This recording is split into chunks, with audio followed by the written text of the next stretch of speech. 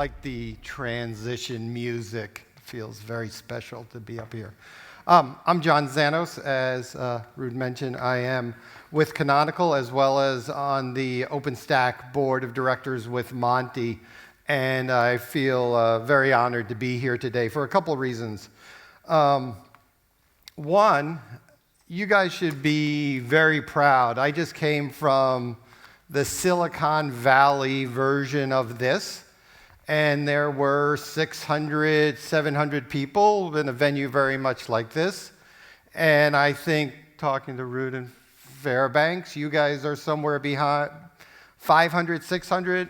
If more people come through the door today, 700. So I think that's a huge accomplishment in the Netherlands to have the same sort of intensity and involvement around OpenStack that you get in the heart of Silicon Valley. So I think you all deserve a big clap.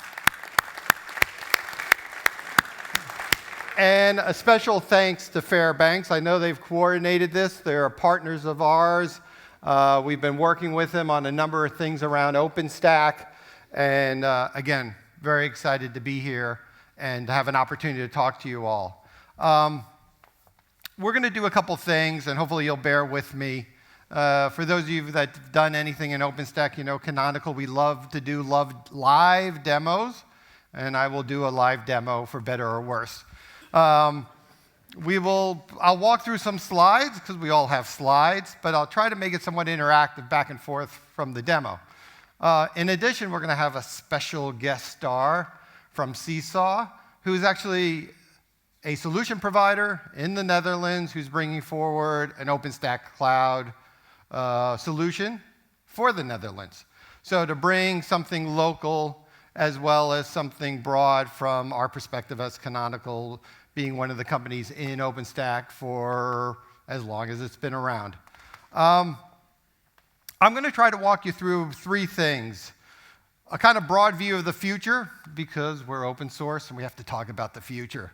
I'm going to talk about the strategy and what we're trying to do, both as a group of people in this foundation around OpenStack as well as the marketplace. And then I think we're going to try to end by giving real examples about how do you bring this into production? How do we all make money doing this? Because while there's an open source element of this, open source in its best form is driving business value. Business value drives money, drives people. We all stay interested. We have jobs. We feed our families. Everything is good. So we'll try to hit all those themes today, which should be fun.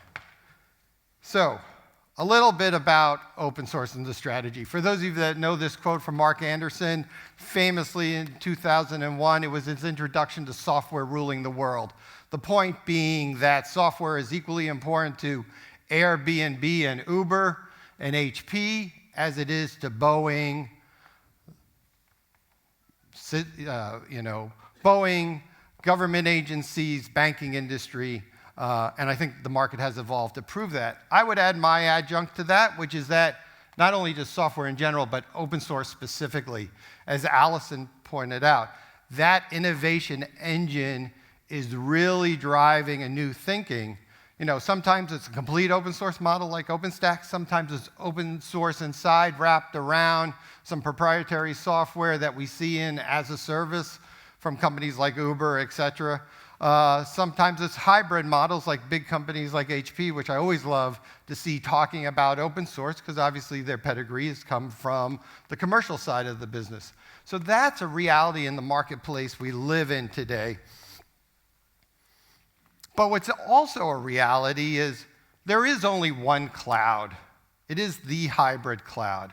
I personally feel very strongly about this, that in about a year or so, there will not be discussion of public clouds and private clouds and hybrid cloud and my cloud and your cloud.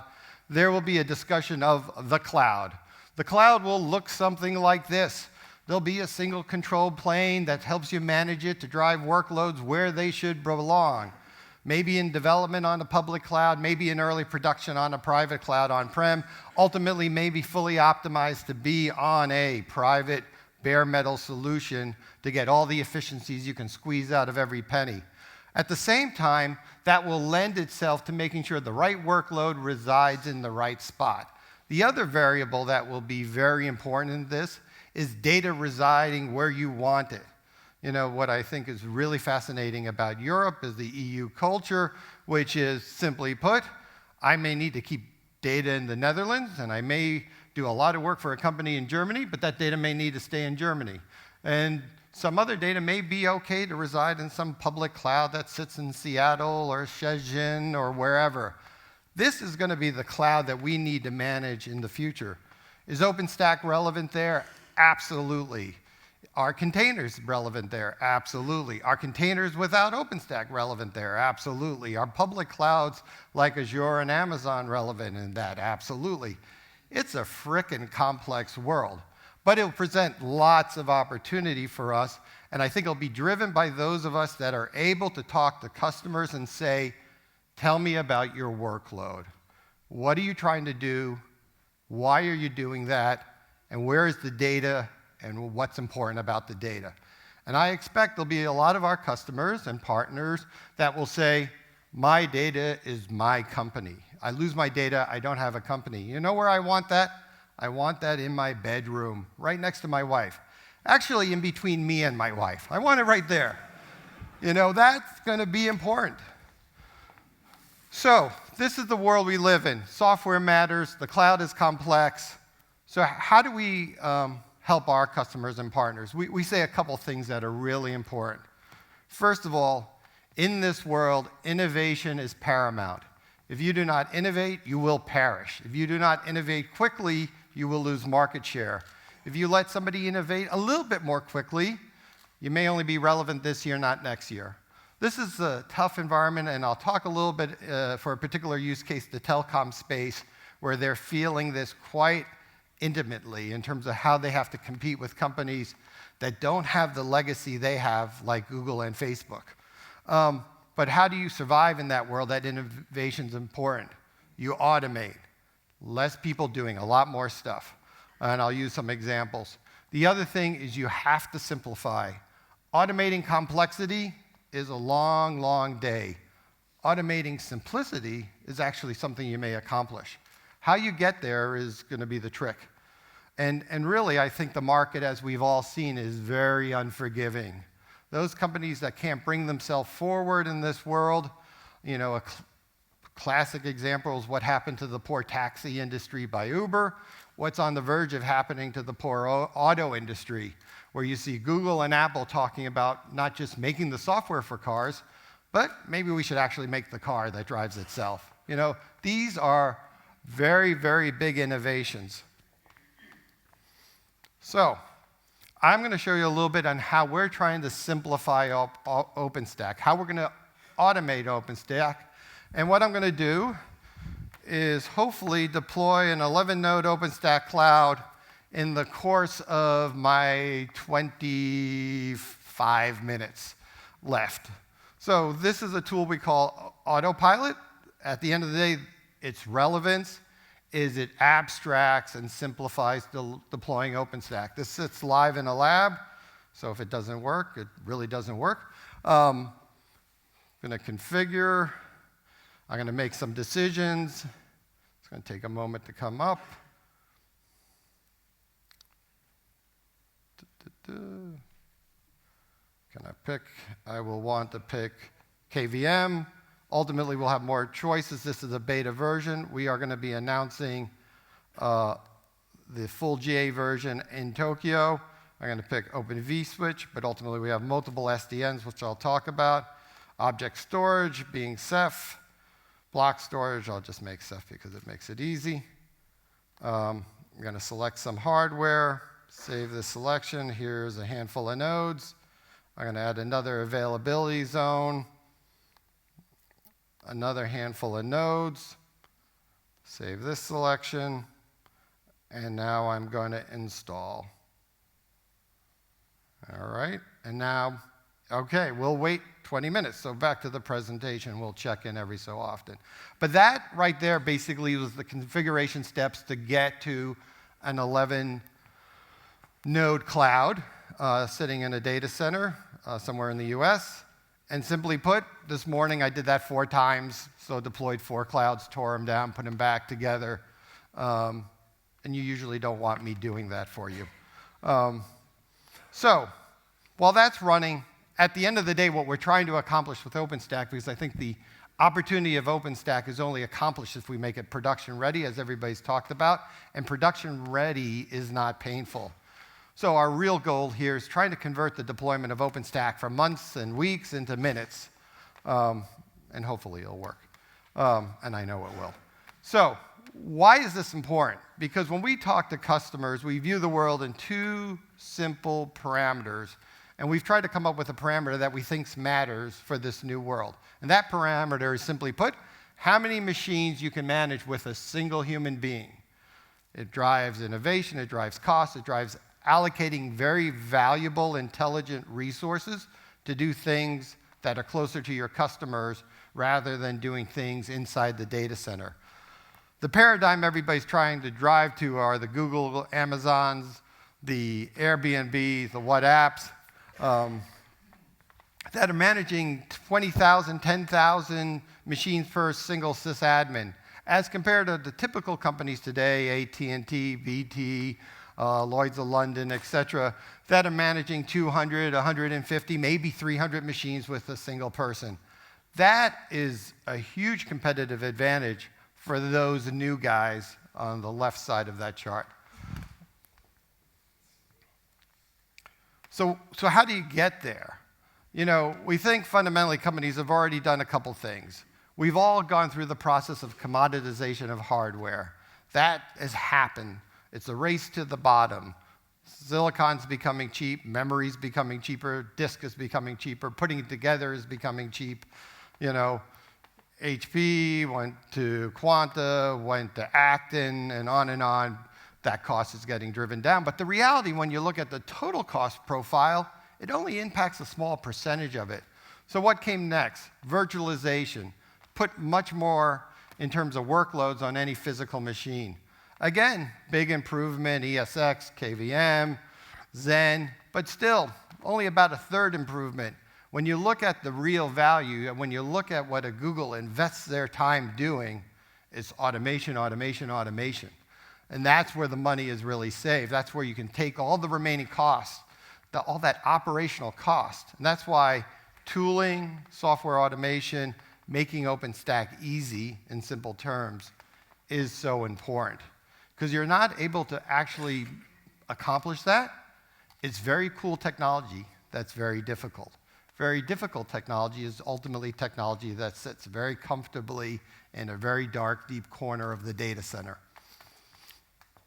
When we're asked to contribute our perspective into customers that are wrestling with this competitive landscape, they're usually coming to talk to us because we as a company really have just been born in the last 10 years around this cloud, scale-out automation world. So we're in many of the new clean sheet of paper companies as the operating system, as some of the tooling that have come together over the last years, from Netflix to Airbnb and Uber as examples. So what's the dilemma and promise of OpenStack? The promise is it's a piece of open source technology that allows you choice. I can pick this hardware with this software, put a bunch of VMs together, put a couple containers now with Magnum, and make it available in a cloud model. I can do it on-prem, so I don't have to be captive to the public cloud providers like Amazon or Azure, for example. But yet I can team and work with them and decide to keep what's on-prem and what's off-prem. But there's also a dilemma, right? We build many, many snowflakes. And this is some of the conversations that happened earlier this morning. How do we make OpenStack not so science project-y, right? And that's where this effort to simplify and automate is so important. I think the biggest challenge we're seeing when I put my foundation hat on is how do we help customers who want to get into the mechanics of OpenStack, and we absolutely want them to be active contributors. But to be honest, most of the customers and partners in the world just want it to work, right? They don't want to have to hire 40 engineers just to make the platform work, right? They want to hire 40 engineers to write cool software to make them money, right? To make it easier to consume their services, to make it easier for you to find a plane when you're lost in an airport. Those are value-adding activities. And that's, I think, our challenge as people that are interested in OpenStack, people that are active in the foundation. I think our ultimate yardstick for success isn't all about adoption, while adoption is important. And certainly it's about features, but I don't think features are ultimately important. What I think is really the test we have to play to right now is, have we made it easy? Is it production ready? Are we making customers not run away screaming because it took them 6 months to get it standing? So, how do we help, and do we think about it? First, we think it's really important to preserve choice, because if you don't preserve choice in OpenStack, OpenStack just becomes another name for an appliance, and the difference is only that the software is a little cheaper because it's open source. So, we think one of the promises of OpenStack is the ability to mix and match things together. The question that we're trying to help the market answer is, do things fundamentally work when you mix and match them together? We've put together an OpenStack interoperability lab that allows you to combine multiple things, and at least working with us, you can say, oh, well, at least I know it works. So at the end of the day, we have 73 hardware configurations. We put together 175 cloud configurations. We're running basically 3,000 clouds plus a month. We put them together, tear them apart, put them together, mix them up, and get to very big numbers in terms of number of deployments. Why is this relevant? Because we're exercising OpenStack and making people feel comfortable that they won't have to encounter problems that we've already encountered. As Allison and as Monty talked about, it's really imperative for all of us that this tide rises, and basically OpenStack is better for everybody, because that's going to make it a viable option in a complex cloud world, which is the reality of the world we live in. So how we also do that is we look at this as a slight representation. We're using SDNs as an example, really important part of OpenStack, addressing a shortcoming in Neutron, and yet there's a lot of choice and a lot of innovation going on, which is good, but helping simplify that is equally important. So we look at multiple architectures, multiple hypervisors, containers, storage setups, network equipment, servers. And then what we've added recently is the ability to look at the major SDNs and put them into our simplification of OpenStack, which is represented by that graphical interface. And for those of you that have seen it, that is our service model, Juju. But what's really important here is what we do with our interoperability lab, which is mixing and matching these. So ultimately, if a customer comes to us and says, I want to deploy OpenStack with an SDN. What SDN do you recommend? Our answer is typically, why don't you test 3 or 4 and decide yourself? Because there's a lot of innovation in those 6 or 7, 8 or 9 SDNs, and you should evaluate which helps you most. People are hesitant to do that if each exercise takes 15 days. But they're happy to do it if they can run 5 clouds in a day and try one with one SDN, another with another SDN. And that's what we're trying to enable. And through enabling that, we enable choice. The other thing that we're doing is making the model a little bit more simple to understand as a distribution. We view the world very simply. There's Ubuntu, the operating system, and that sits underneath a lot of OpenStack clouds where people are using all sorts of distributions of OpenStack itself. Then we have Ubuntu OpenStack, which is basically our operating system and our distribution of OpenStack, and those are customers that are using that. Canonical OpenStack is when somebody actually uses our operating system, our distribution of OpenStack, and the tooling, like the tooling I'm demoing as I speak. And then lastly, we think there is really a world where people need managed services from solution providers. Our place in the marketplace is what we call BootStack with those customers, but we're also working hard to enable other people, because we think it's really important that the market has the ability to buy OpenStack as a service, be it working with companies like Fairbanks or working with companies like Seesaw, both in the Netherlands. But that's a little snapshot of, I think, how the world works in general. You're basically going to have operating systems, distros of OpenStack, OpenStack with tooling, OpenStack as a service. If we can make this model work in the marketplace, I think will raise the tide and it'll make OpenStack easier for everybody. The other thing is we're trying to figure out how we simplify it. And I'm going to use telecom as a little example, both for the challenge, as we were talking about earlier, that they have in terms of making sure OpenStack's easier and why it's important to them. But let's just check in. This will be a quick moment of truth to see things progressing. Okay, in progress. Okay, cool. So, telecom industry. They want to implement NFV, which is their equivalent to virtualization or cloudizing the industry. They have very legitimate business reasons. New competition, revenue pressure, people eating their lunch by consuming their product, which is the network, and paying very little for it, which is Netflix. How have they wanted to address this? For those of you that are in this space, you probably know this diagram. This is the NFV Architecture. Simply put, every industry, I think, is going to come with some equivalent of this, which is how do you do on-premise cloud relevant to the workloads that are important to you. In this case, what's relevant is the VNFs, which are network functions, deployed on an OpenStack cloud, be it a virtual machine or a container, with physical assets underneath, OpenStack actually being the cloud manager.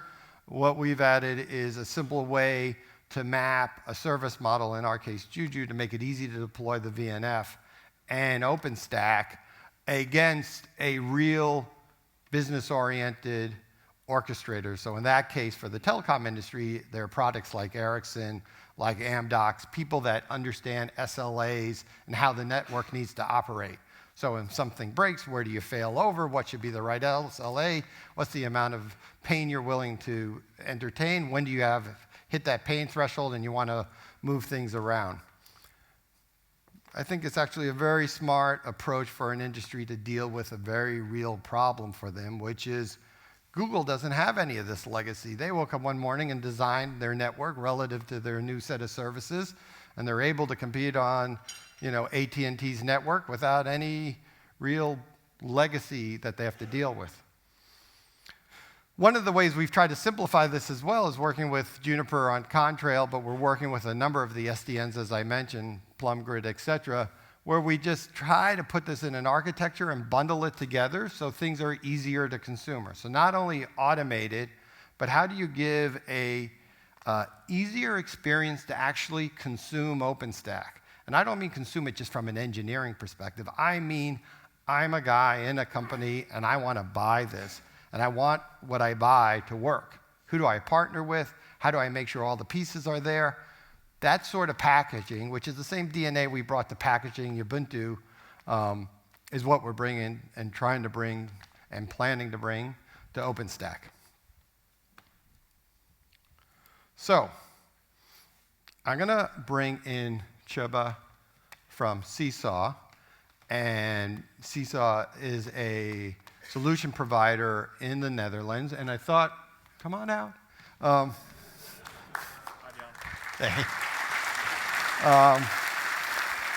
And we thought we'd talk a little bit about what he's doing, because I think it's really relevant, because we can talk about what's going on in the Valley in China, but what's interesting is how do you move the ball here locally?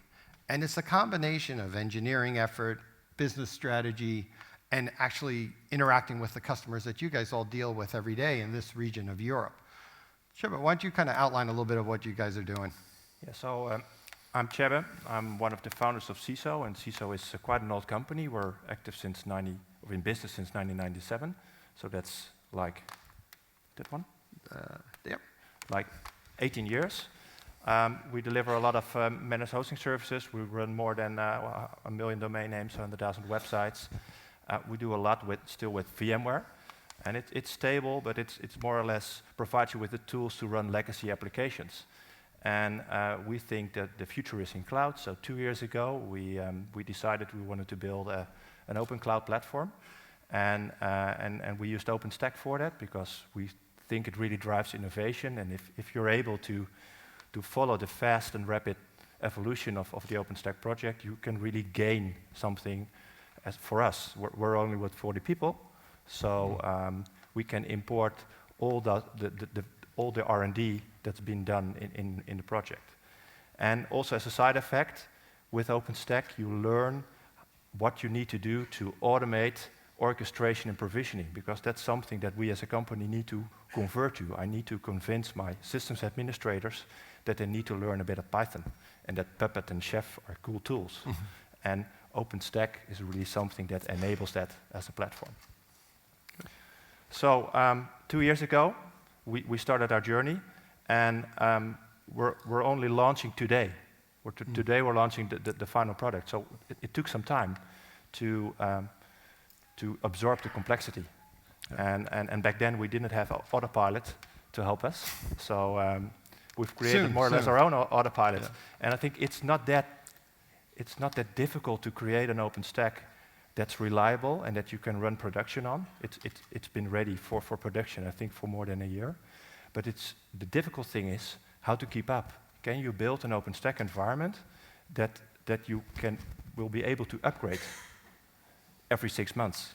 Right. So right now we're running on Kilo, and we're already looking for Liberty, because features are added constantly, the world is changing, and we want to absorb that change in our platform. And I know you're working with us in terms of using our distribution of OpenStack that stays on that very rapid cycle. Yeah. How do you see the service that you're bringing to the Netherlands market? I mean, what actually are, beyond the technology, what are you going to introduce to the marketplace? Just an easy-to-use open cloud solution.